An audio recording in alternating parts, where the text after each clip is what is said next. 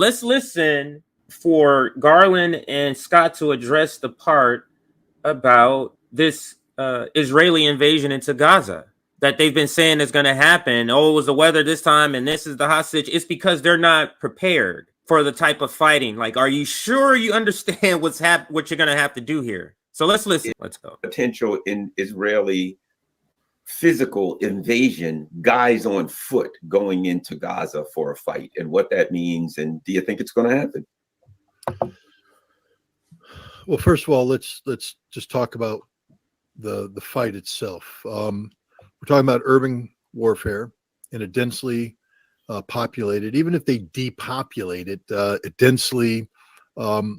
densely populated with structures. Many of these structures will have been destroyed, which means now you've made movement through this area even more complicated for the Israelis.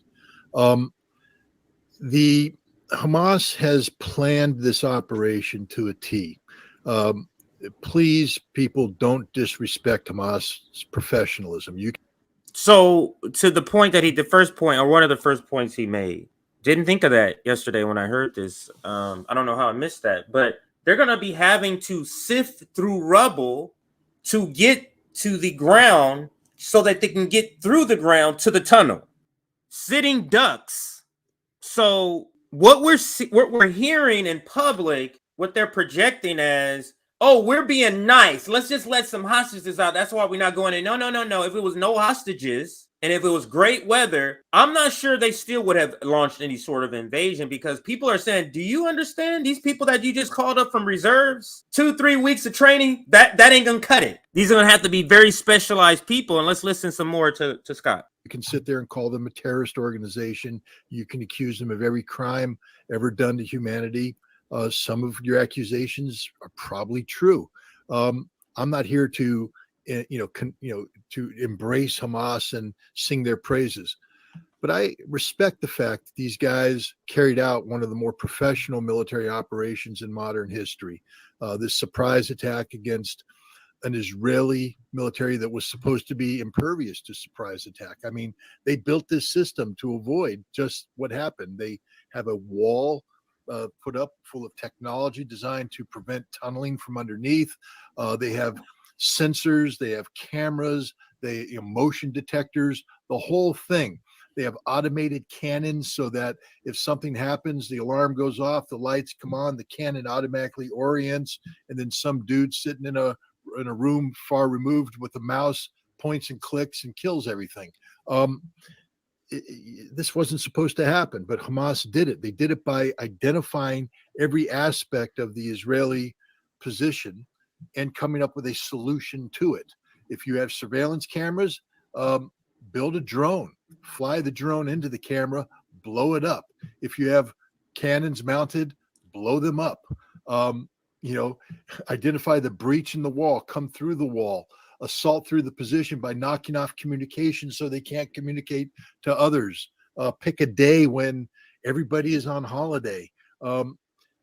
They had maps exactly where we wanted to go, aerial maps. So they've been flying drones over Israel, taking happy snaps.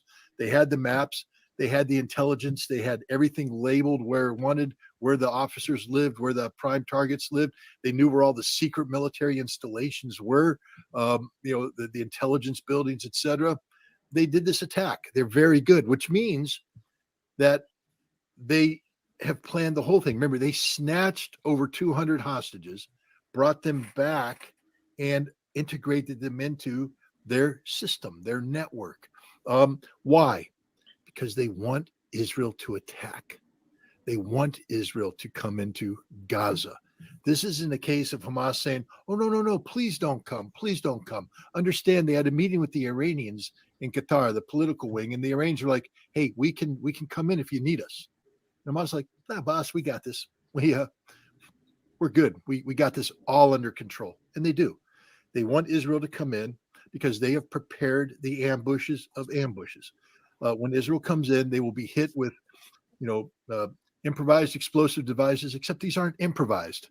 They're deliberate. They've been designed for what they want to accomplish. Every square meter as Israel advances, things are going to go boom. Israelis are going to die. Israelis are going to get wounded. They're going to come in to evacuate the wounded. While they're evacuating the wounded, Hamas is going to come up through a tunnel behind them, slaughter them, grab more prisoners, go back down underground, blow that tunnel so Israel can't pursue. They're not ready for this. They are absolutely not ready for any sort of invasion into Gaza where your enemy has spent years digging out this massive, very intricate tunnel system. Do we think they didn't think ahead that, hey, when we do this attack, we know what's going to come, right? Doesn't look good. Let's listen to a little more, then we'll get back to the Morning Joe video, and then I'll insert a couple of more receipts. To go into a different tunnel network altogether and repeat and rinse and repeat.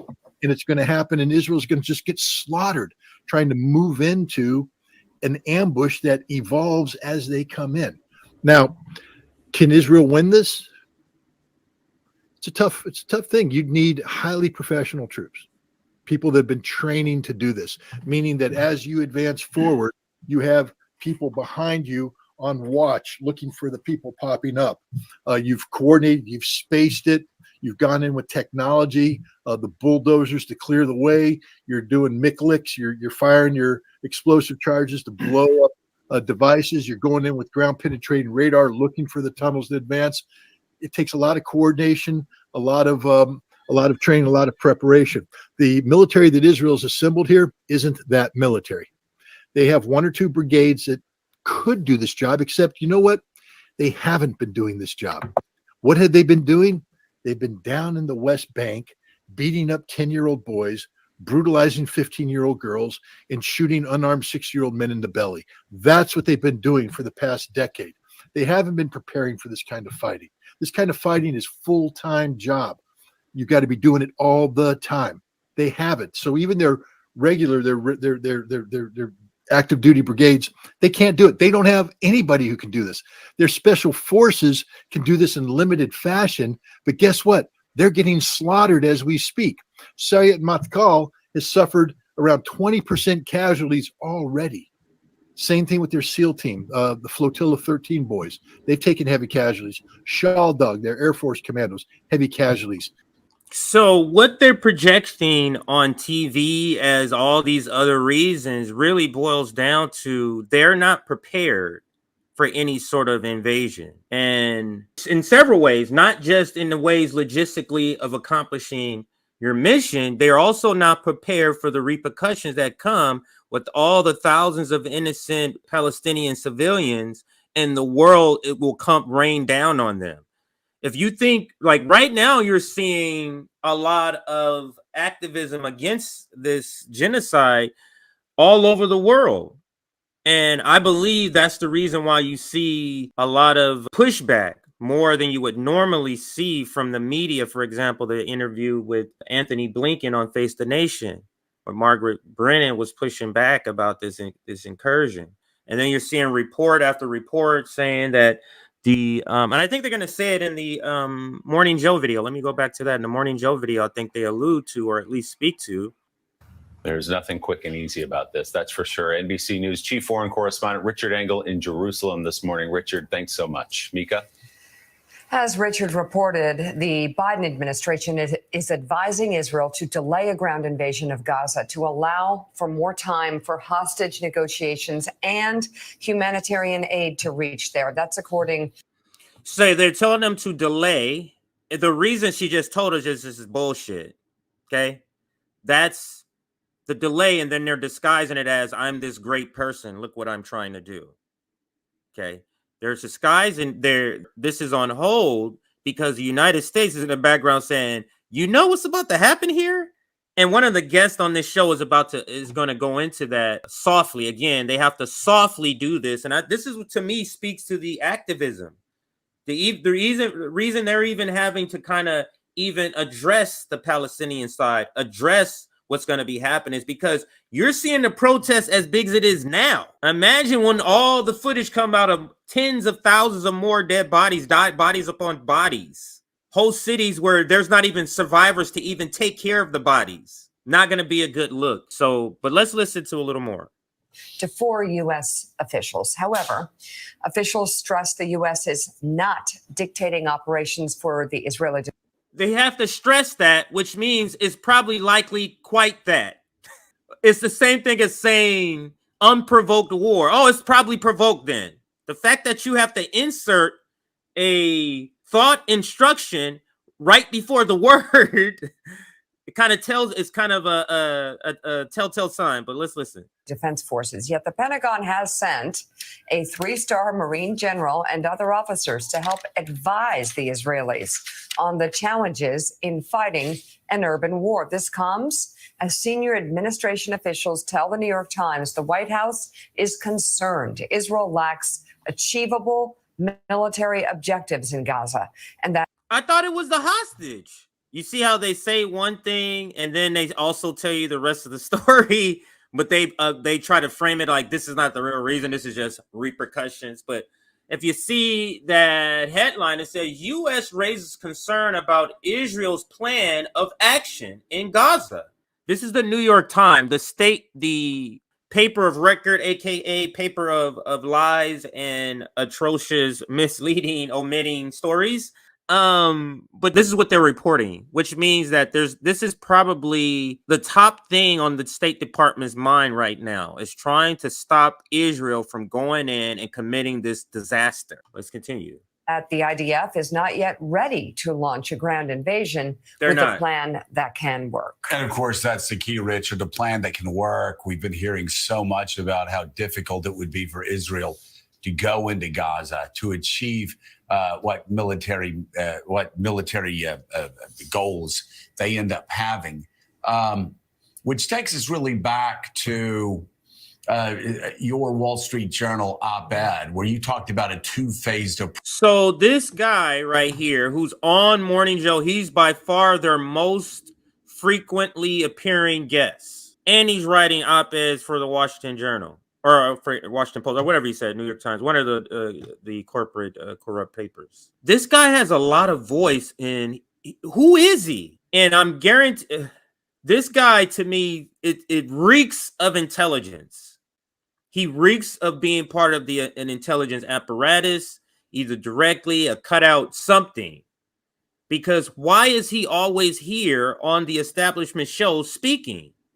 Who are you to be at the forefront with the mic so often? And it's almost like he's there to give Morning Joe advice, to tell you, no, let me tell you what's really going on. Like, he is almost like he's the regional manager and Joe and Mika are just the store manager. He's not there every day like Mika and Joe, but when he does arrive, they're absolutely listening to him as if he is, or as they are his subordinate. Approach. The fact that they're not quite ready to do that, the fact that negotiations continue to move forward, the fact that Joe Biden went to the region and said, hold on, don't make the same mistakes we made after 9/11. It really, what's happening right now, thus far, it could change in an hour, fits into your two-phased approach, which is first, stabilize the situation, make sure that a bad situation doesn't deteriorate further. And secondly, you do that with peace in mind. Do it in such a way, David Ignatius has also said this, where peace with the Saudis is possible, peace with Palestinians who want to turn their back on terrorism also possible. So peace with Palestinians, peace with all these Arab nations, because they want to normalize. This is a step. That's a normalization, is a major step for a colonial settler project. So that is top priority. So they're saying you need to do this in a way that doesn't do this. But I think it's too late. And we're going to get to the video of King Jordan, what he put out. Based on that video, and maybe I'll show it sooner than later, it might be too late for that. Maybe too late, but let's listen to this intelligence guy right here speak. Given what you wrote this weekend, where we are today, how do you think things are moving forward? It's interesting, Joe. Things have slowed down a little bit. And what we're seeing is that the hostages, and by the way, the hostages were not somehow a sideshow for Hamas. Hostages were an integral part of their strategy. And what we're seeing is the slow release of them. Hamas is trying to buy time. So that's one situation. And obviously, Israel is loath to go in while hostages are being released in decent health. The United States is worried about American hostages. So that slows things down. There's all the negotiations, as you said, about aid. But I think what quietly is happening is U.S. defense officials are spending a lot of time with their Israeli counterparts and basically saying, do you really understand how hard this is? And there's two phases. One is actually, and you've been talking about it here, the military phase of urban close-in combat. It's just a nightmare, particularly since Hamas will know the terrain better than anybody. And then what the Americans are saying, it's a little bit of from our experience in places like Afghanistan, just say we're wrong and you're right. Just say things go a little bit better than we anticipate. What then? To whom do you hand off authority? There's no other authority right now. You see how he speaks with he doesn't speak in questions. He doesn't speak in conversational thought. He speaks in, I'm telling you, this is what it is. He speaks in a PowerPoint presentation sort of way. This is why it says he's intelligent, because he speaks as if he knows these things for sure, like you're part of intelligence. The way he's analyzing this situation is as if he knows this is what the U.S. believes. It's information with authority that I know that this is what it is. Other than Hamas, there's no one else in Gaza. The idea that the people who can't run the West Bank are going to run Gaza, that's preposterous. The Egyptians and other Arabs want no part of it. The UN is feckless. So what else do you have to work with? The idea that you can go in, clean them out, hand it over and walk out, it's just a pipe dream. And that's the Israeli problem. So my hunch is, as emotions are intense, but what's happening, I think, is the hard thinking of foreign policy is kicking in. There'd be nothing worse. Think about it. Could you imagine anything worse for Israel than it went in big? And then 3 weeks or 3 months later, they said this isn't working. And then that almost would add a failure on top of a failure. So I think you're having a little bit of slowing down here. Well, I mean, they're guaranteed, even if they have a, quote, successful military operation in Gaza, they're guaranteed to find themselves back in the same situation they were in 2005, where they said, we don't want to govern this place. And so then they'll have to leave. And again, this goes back to what we've been talking about, fight the war with peace in mind. Right. They have to fight the war against Hamas in such a way that other Arab countries will come in with the United Nations, with the United States, with other parties, and have a peacekeeping force there if that's possible. Caddy, there is a real give and take though here.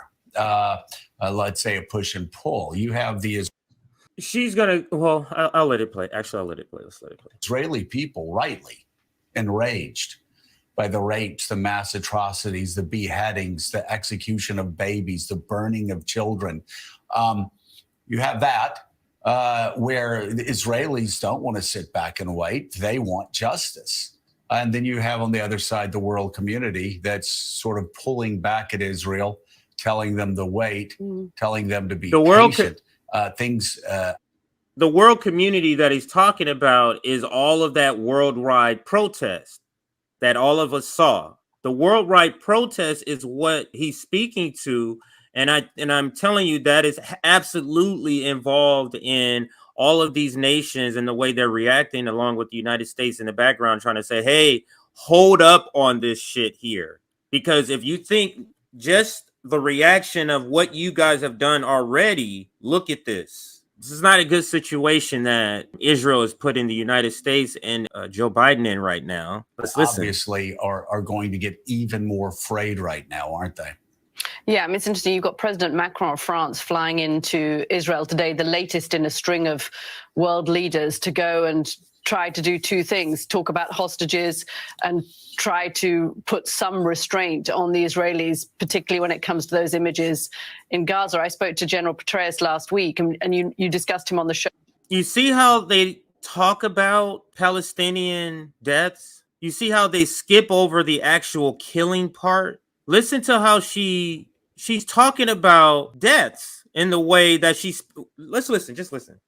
Of world leaders to go and try to do two things, talk about hostages and try to put some restraint on the Israelis, particularly when it comes to those images in Gaza. Put some restraint on Israel, particularly because of those images coming out of Gaza.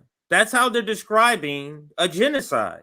Gaza. I spoke to General Petraeus last week, and you discussed him on the show yesterday, and he lays out that challenge of, clear, hold, build. Each one of those 3 steps in the case of Gaza is infinitely harder than it was even in Mosul for General Petraeus. This is, clearing Gaza is really difficult. Holding it, again, what do you do with this? They don't want to hold on to this. And then building it. And I think it's interesting that you've got a kind of coordinated message publicly and privately coming from the Americans at the moment. That statement by Barack Obama last night was very clear to the Israelis that I'll play that we Obama stand with clip you, or but his statement if in a you second. have all of these images of, potentially, I'm hearing tens of thousands of people being killed in Gaza during a land invasion, then that could set back the Israeli cause, echoing Tom Friedman's What Israeli cause? You mean the colonial settler project? Is that what you mean? So she's basically saying we can't do this, or she's basically saying the international world, including the United States, is saying, hey, this is not a good idea. And the real actual person, some say, that's actually running the country did make a statement. And let's go to that statement. Let's insert it here since she brings it up.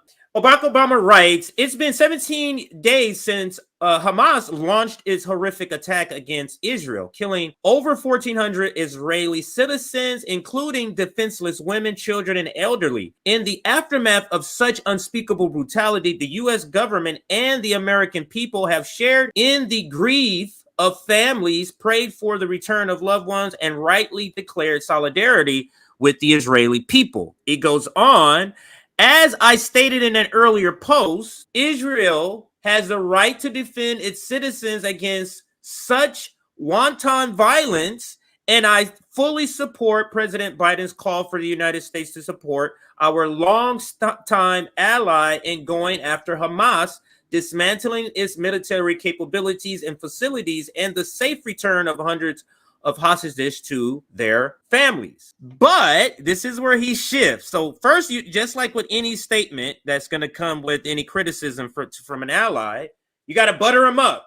We agree with you. Yeah, we're down. And that's what he did in the beginning of his statement. But then he goes on and says, but even as we support Israel, we should also be clear that how Israel prosecutes this fight against Hamas matters. In particular, it matters as President Biden has repeatedly emphasized that the Israeli military strategy abide by international law, including those that seek to avoid to every extent possible the death or suffering of civilian populations. Let me pause here. Now, you heard this talked about on Morning Joe. You've seen us talk about corporate media talk about it this way. Isn't that a tale that you know that Israel is slaughtering people? Why would all these people keep bringing it up and bringing it up so often unless you know that they're slaughtering people? So the United States understands that Israel's indiscriminately slaughtering people, but still is covering for them. That's the tale, but let's continue. Upholding these values is important for its own sake because it is morally just and reflects our belief in the inherent value of every human life. Upholding these values is also vital for building alliances and shaping international opinion, all of which are critical for Israel's long-term security. So this is really where we're zooming in, this last part, but even more narrower, this part. Upholding values is also vital for building alliances. They're talking about Jordan. They're talking about normalizing Israel and shaping international opinion. They're talking about the protests in London, the protests in Chicago, LA, New York, and Boston. In Florida, I mean, I'm trying to think in KC because all of the RBN members have been to one, except for me, all of which are critical for Israel's long-term security. So this to me is the establishment publicly shouting to Israel, you need to think about what you're doing before you go in and do I'm trying to find the right word, because it's coming from a colonialist telling another colonialist, don't do too much, but it's a colonialist conversation. So too much in itself, the phrase is on a sliding scale. You get what I'm saying? Like too much to them and too much to us aren't the same thing. But anyway, now let me show you the video from the King of Jordan. But this is what Barack Obama is speaking to, because Israel, this conflict and their reaction, because the Middle East is already ramping up for something that's going to be popping off. That's without the invasion even going on yet. And according to this speech that we're just about to hear, according to this speech that we're going to hear from the King of Jordan, this is a red line at this point. Palestinians are a red line. Let's listen to this speech from the King of Jordan. My friends, Assalamu alaikum wa rahmatullahi wa barakatuh. This is how Muslims and Arabs greet others, with a wish for the other to be blessed with peace and the mercy of God. Our region came with a message of peace. The Pact of Umar, issued at the gates of Jerusalem almost 15 centuries ago, more than 1,000 years before the Geneva Conventions, ordered Muslim soldiers not to kill a child, a woman, or an old person, not to destroy a tree, not to harm a priest, not to destroy a church.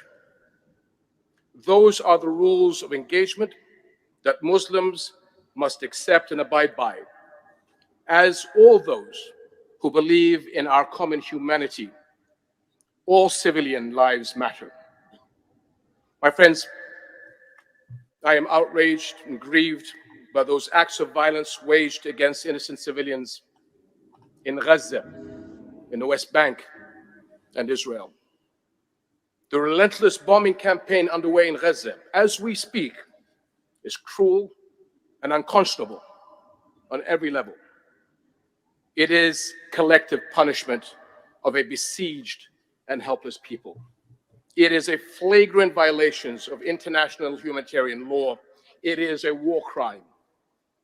Yet the deeper the crisis cuts of cruelty, the less the world seems to care. Anywhere else, attacking civilian infrastructure and deliberately starving an entire population of food, water, electricity, and basic necessities would be condemned. Accountability would be enforced immediately, unequivocally. And it has been done before, recently, in another conflict, but not in Gaza. It's been 2 weeks since Israel put in place the complete siege of the Gaza Strip. And still, for the most part, global silence. Yet This is what the United States doesn't want to have happen. This right here. This is one of the things they've been fearing about Israel's approach to their colonial settler project. The violence that would have been acceptable back when the United States did it is no longer acceptable because we have the internet. And these Arab countries coming together in support of Palestine and explicitly talking about how you don't seem to care about Palestinian lives the same way you care about Israeli lives is a problem. And now we have to understand Jordan is an ally to the United States. For Jordan to say Israel is committing war crimes by inflicting collective punishment, this is a big deal. So when I said, and let me put that caption back up, Israel is costing not only Joe Biden the election, and I'm going to get to some receipts about that. There's an article about that. There's an article in The Nation where there's an African-American author who's writing, you need to see what you're doing, Joe Biden. Check what you're doing. Because if you keep going down this line of staunch support for Israel, you're going to be losing the very people you need, which is black and brown supporters. That's an article in The Nation. We'll get to that, but let's listen to this here. Message the Arab world is hearing is loud and clear. Palestinians' lives matter less than Israeli ones. Our lives matter less than our lives. The application of international law is optional, and human rights have boundaries. They stop at borders, they stop at races, and they stop at religions.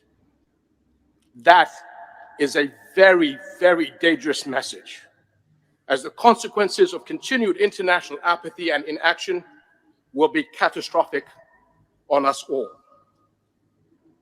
My friends, we cannot let raw emotions dictate the moment. Our priorities today are clear and urgent.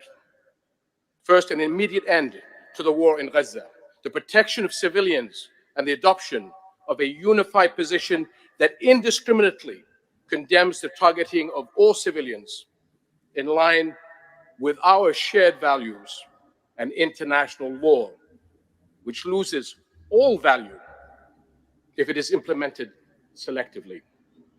Second, the sustained and uninterrupted delivery of humanitarian aid, fuel, food, and medicines to the Gaza Strip. Third, the unequivocal rejection of the forced displacement or internal displacement of the Palestinians. That's going to be a problem. This is why a lot of people say there's a conflict that's unavoidable.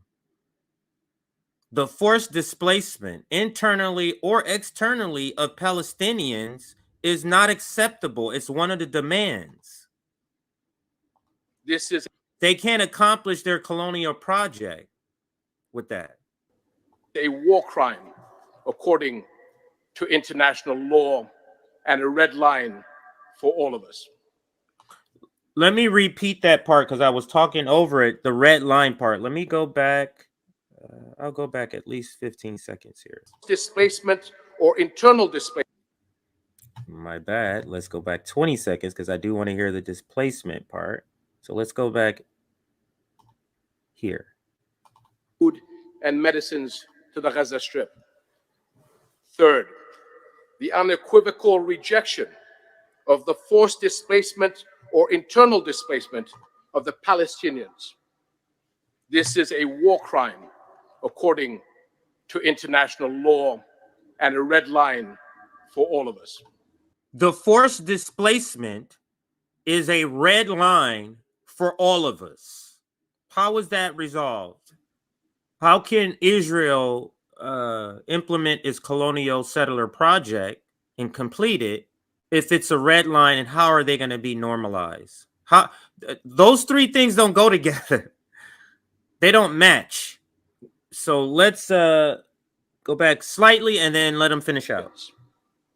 This is a war crime, according to international law, and a red line for all of us.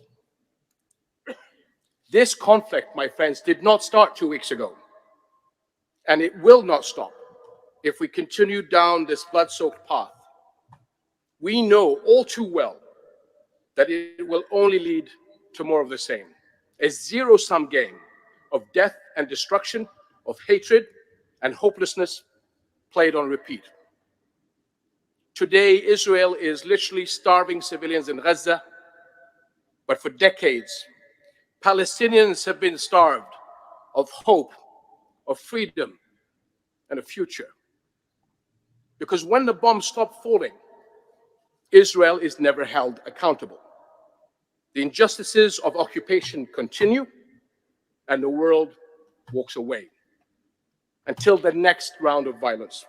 The bloodshed we are witnessing today is the price of that, of failing to make tangible progress towards a political horizon that brings peace for Palestinians and Israelis alike. Israeli leadership must realize that there is no military solution to its security concerns, that it cannot continue to sideline the 5 million Palestinians living under its occupation. denied of their legitimate rights, and the Palestinian lives are no less valuable than Israeli lives. The Israeli leadership must realize once and for all that a state can never thrive if it is built on the foundations of injustice. Over the past 15 years, we have seen how the dreams of a two-state solution and the hopes of an entire generation have turned into despair. This has been the policy of hardline Israeli leadership to focus solely on security over peace and create new illegal realities on the ground that render an autonomous Palestinian state unviable. In the process, it has empowered extremists on both sides. But we must not, we cannot write off this conflict as too far gone for the sake of both the Palestinians and the Israelis. Our collective unified message to the Israeli people should be, we want a future of peace and security for you and for the Palestinians, where your children and Palestinian children should no longer live in fear. It is our duty as the international community to do whatever it takes to restart a meaningful political process that can take us to a just and sustainable peace on the basis of the two-state solution.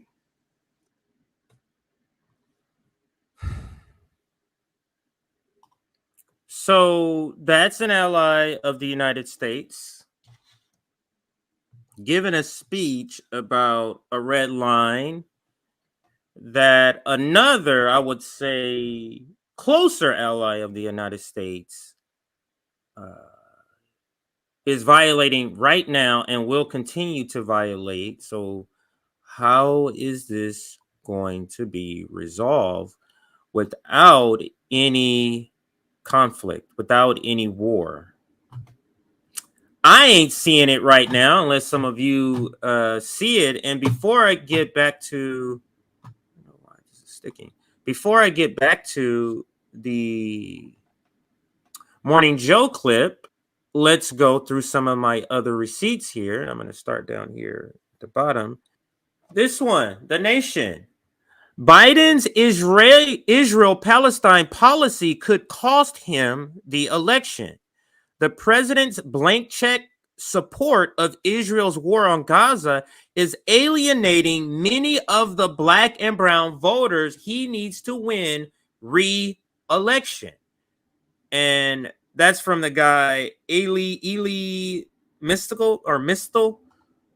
He appears on The View a couple of times. He says good things sometimes, but then he's still part of the Democratic Party apparatus. And this is Nick saying with the caption, good, any person who votes for Genocide Joe is complicit. If you are black or brown, especially, you are a sellout of the highest order. And I'm going to read that actual article in a minute, but I'm showing you where Joe Biden, showing you how Israel, his stance on Israel is costing him. This is where he would be costing him at the election with this title. Let me see here. This is another one that will be costing him because of the election. The man broke my heart. That's a quote from an Arab American booster. From Biden's Arab American boosters begin to leave his side. And we'll cover, I'll show you I'll show you that the articles for both of those in just a moment. But before I do that, I do want to show you this, because this is why this is bad news to align yourself with the Israeli government and their occupation and then, of course,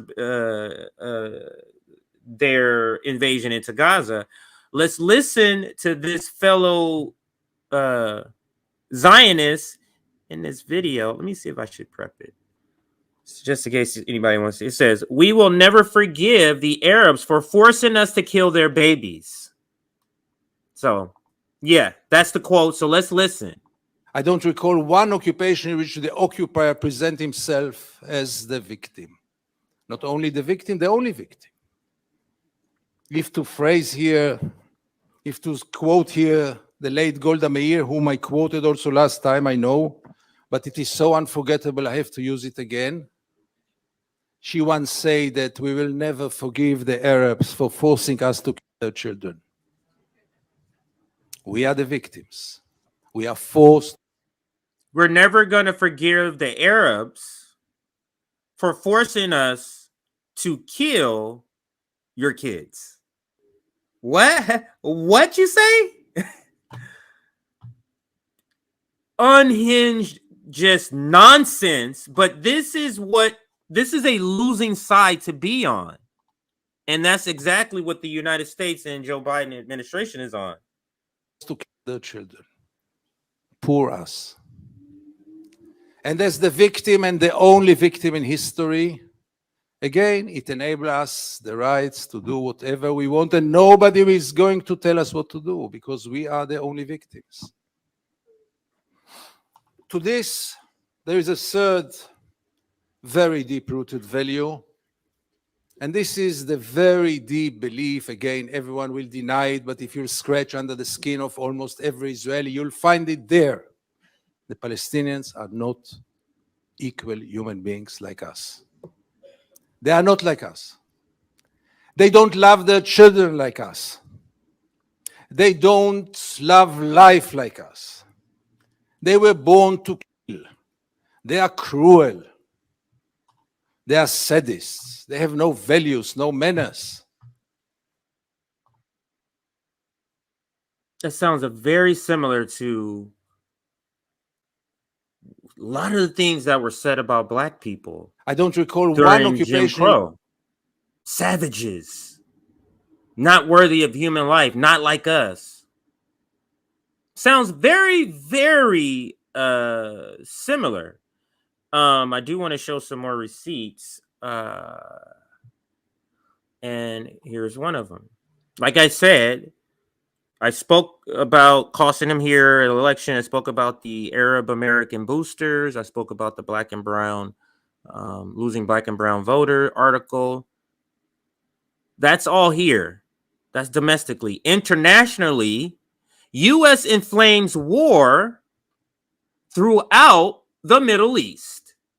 So let's read a little snippet of what I have here.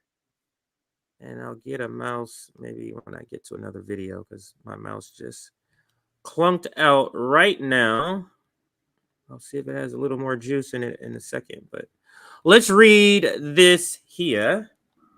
Okay. The Biden administration, this is from the article. The Biden administration has given its full support for Israel's genocide against the Palestinians, which is taking place through the mass bombing of civilians, killing between 300 to 400 people every single day, as well as deliberate starvation and dehydration of the population.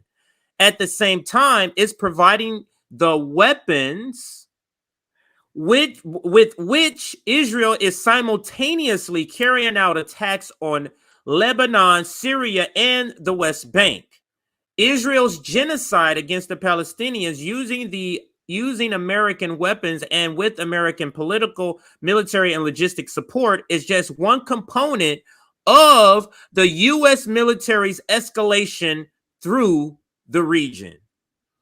Just astonishing to me. Do I not have the link? I guess I don't have the link. Just astonishing to me that that's the case. But got another headline for you. Do I have another one in here? Oh, okay. Here we go. Now, here is, and this is Nick prefacing it the right way here. He says, Palestinians are fighting for their sovereignty. Israel is the only party that is out of compliance with international law. You saw King Jordan in a previous video talking about this. The armed resistance of Hamas and Palestinians is 100% legal due to Israel stealing their sovereignty. These are basic facts Zionists can't deal with. And let's listen to this. This is a correspondent just detailing the breakdown of Palestinian life in the Gaza Strip. 400 Palestinian children in the Gaza Strip apply for special, I guess, like a travel permit to get medical treatment. Children, they were all denied. But then you got people say everything is fine. It's not a big deal. Let's listen a little more to what meaning. Let me clarify. You know that the West Bank is this, and the Gaza Strip. Yes, it's bad conditions, but it's not that bad, really. It's people that minimize what the Palestinians are going through on a daily basis, and she details it here. Receipt. This to me is the pressure. This to me is the pressure, and I'm going to show you. Is this the case?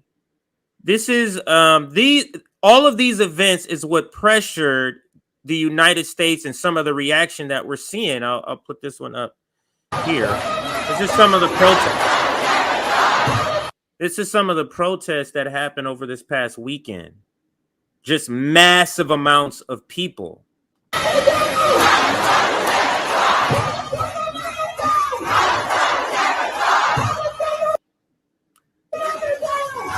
This is Sydney, Australia. So this is Sydney, Australia. I'll just show you a couple here. This one, not hundreds, not thousands, but tens of thousands flooded DC streets this morning. So what do you think all these people, how do you think they're going to be voting in November when it comes down to, I hit the wrong button. How do you think they're going to vote, Joe Biden? So this also speaks to how the stance that he has on Israel or with Israel and the Gaza Strip specifically is very problematic for his election, because this is, where did I say this was? My bad, everybody. It's DC. This is DC. So I'm going to show you some international and I'm going to show you some domestic. And the occupation now! Stop the genocide! Stop the genocide! Stop the genocide! Stop the genocide! Stop the genocide! That is, I mean, that is a ton of people. Biden, you can't hide! Biden, you can't hide! We charge you with genocide! We charge you with genocide! Wow. Just wow. So let's go back to the video because let's go back to the Morning Joe clip, because they do address some of this support that's worldwide. So let's go back and finish out this segment here. Really ready at these achievable aims. So the message from the Americans and from the Europeans at the moment, be careful as you plan your next steps.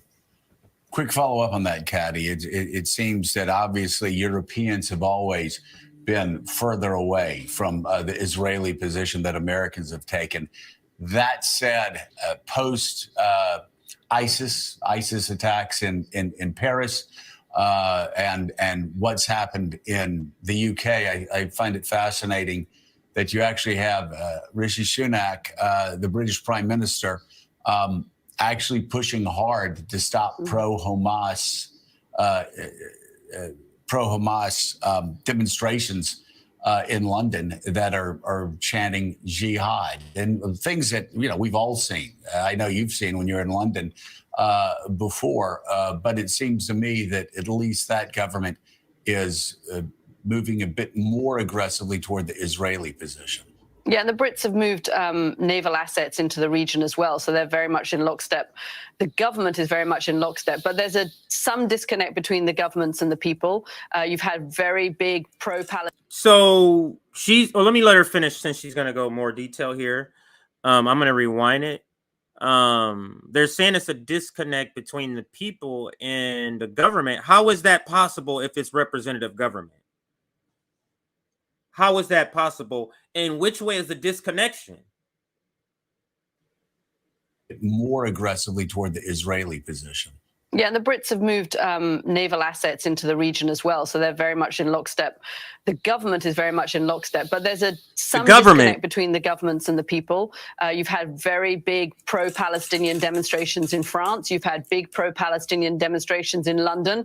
And if you look at the domino effect of this, of any kind of big scale invasion of Gaza, and even the atrocities that, you know, the killings that we're seeing and the suffering that we're seeing in Gaza at the moment, it gets, I've just come back from London, it gets much more play in the European press than it does in the American press even. Oh, you mean you're admitting that the American press shut out the worldwide protest this past weekend? And all really worker protests. Anytime there's a worker protest going on, like the United States media shut out the France protest, they shut that out a lot. They shut out the NATO protests. They shut out the Palestinian protests. Google it. Go on YouTube. See if you can find how many times you can find a corporate outlet covering some of the shit that we want to listen to, which is if you type in pro-Palestinian protests, and sometimes they bring up pro-Israeli protests when you type that in. But again, let's get back to the video. They're coming close to an end in this segment. And the Americans are trying to cover it too. But the dominoes will be the Arab world gets impatient with the Israelis, loses faith with the Israelis, the Europeans lose faith with the Israelis, and then the fear would be that the Americans do too. If this ground invasion were to go on for a long time and we were to see night after night images of Palestinians being bombed in Gaza.